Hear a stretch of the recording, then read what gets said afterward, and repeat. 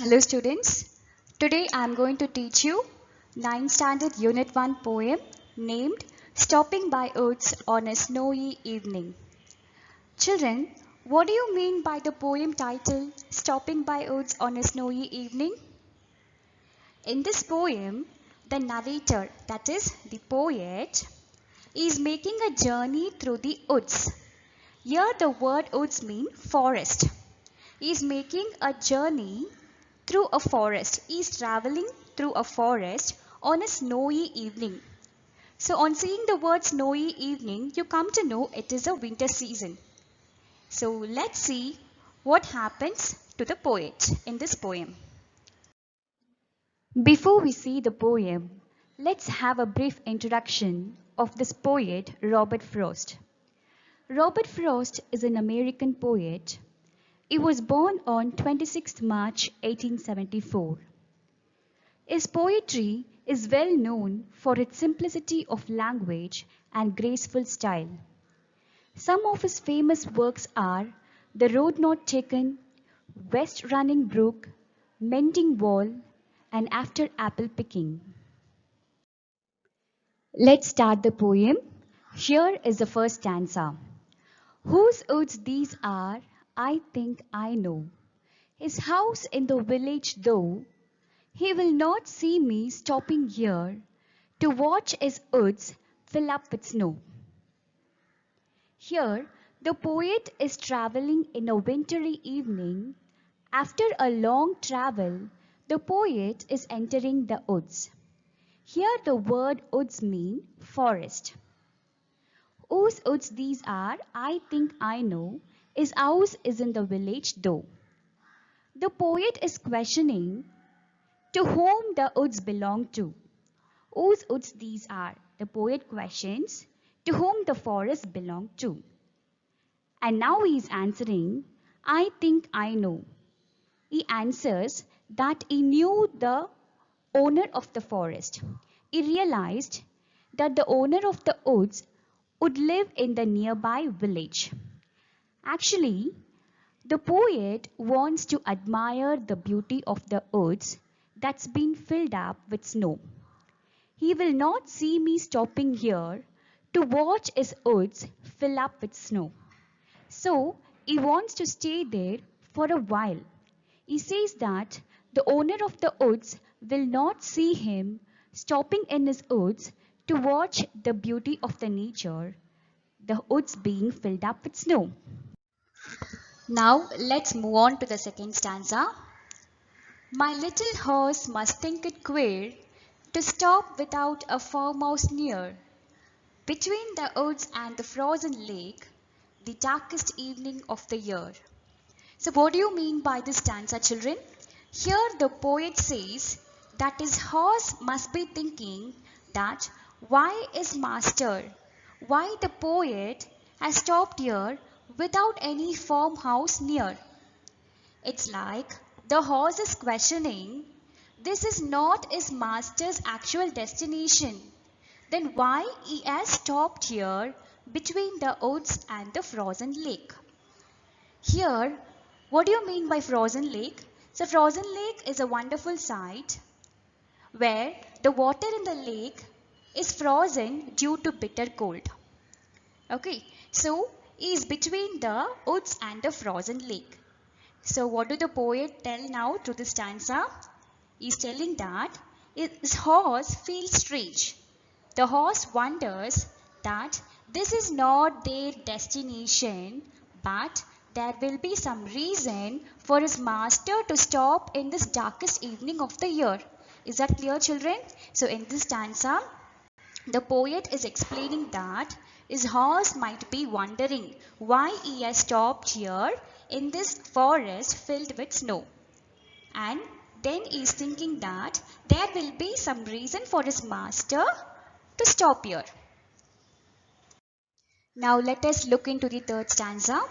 He gives his harness bells a shake to ask if there is some mistake.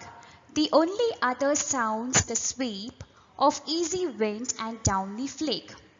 So children, what do you mean by the first two lines? He gives his harness bells a shake to ask if there is some mistake. So here the horse is having a doubt. So how will the horse, or how do the horse convey his doubt to his master, saying that he had stopped mistakenly in this snow-filled forest? He don't know why his master has stopped here in this snow-filled forest. So to show his doubt or the disagreement, it shook its harness bells. What do you mean by harness bells, children? So harness bells is a kind of belt that's tied on the neck of a horse with some bells hanging on it to control it. If it shakes his neck, it gives a tingling sound. So the horse here, to show his doubt to his master, what it did? It shook his harness bells to remind him that he has to move from there. This is not their actual place to stop. Do you understand, children? Okay, so what do you mean by these two lines? It gives his harness bells a shake to ask if there is some mistake. The horse is having a doubt why his master has stopped here in this snow-filled forest. So, to show his doubt, it shook his harness bells. Look into the third and fourth line. The only other sounds the sweep of easy wind and downy flake. In addition to the harness bells sound, in addition to the tingling sound made by harness bells, what are the other sounds that his master or the poet could hear? The other sounds like blowing of the wind and the downy flake. What do you mean by downy flake here? It is the sound of the snow falling down from the sky. Okay, children, so in addition to the sound of the harness bells, what are the other sounds can the master hear? Is that the sound of the blowing wind and the sound of the snow falling down from the sky. So I think you understood this stanza, children. So in this stanza, the horse is conveying his doubt to his master by shaking his harness bells, saying that his master has stopped mistakenly in the snow-filled forest. Okay, children, here is the last stanza.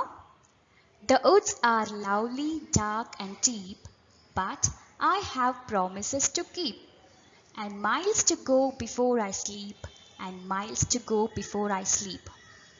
So here in the last stanza, the narrator, that is the poet, describes the woods using three adjectives: lovely, dark and deep. These adjectives indicates that he is enjoying the scene. He admires the beauty of the woods. He admires the beauty of the forest that's been filled up with snow. Then he realized that he cannot simply stand here and enjoy the beauty for a long period because he has other responsibilities in life. So look into the line, children. The woods are lovely, dark and deep, but I have promises to keep. This means the poet is enjoying the beauty of the forest that's been filled up with snow. It describes using three adjective words: lovely, dark and deep. But he is realizing that we cannot stand there and enjoy the beauty for a long period. Why? Because he has other responsibilities in life. He has to go a long way before he sleeps. Look at the line, children. And miles to go before I sleep. Here, what do you mean by the word sleep? Here the word sleep refers to death. Okay, and the poet has repeated the last two lines twice. And miles to go before I sleep, and miles to go before I sleep. Here, why the poet has repeated the line twice? Because to attract the attention of the readers, saying that he need to accomplish, he need to achieve other duties before his death. He need to accomplish his duties before his death. Okay, here the word sleep means death. So by this stanza, the poet is trying to explain that we in our life have many other things to look at and enjoy. But in most cases, we cannot simply stand by and enjoy the pleasures in our life because We have other things to do in our short lifespan, so we have to move on. Nowadays, it is very common for everyone to getting attracted to mobile phones, TV, cinema, and there are many more things. So, one must be very careful. He has to go on. He should never stop until stopped by death. The poet insists here to accomplish all our duties before our sleep, before our death. So children, what is the main theme of this poem Stopping by Woods on a Snowy Evening? The theme is that one must concentrate on fulfilling his promises and accomplishing his duties without being distracted by the pleasures of life. You should have a goal in your life and you should not stop by the distractions or attractions in life. So my dear students, stay focused on your goals and try to reach it on time. You must fulfill your duties before you die, so that we should never waste our time to look at other things on the ways. So children, I hope you all understood this poem. Thank you.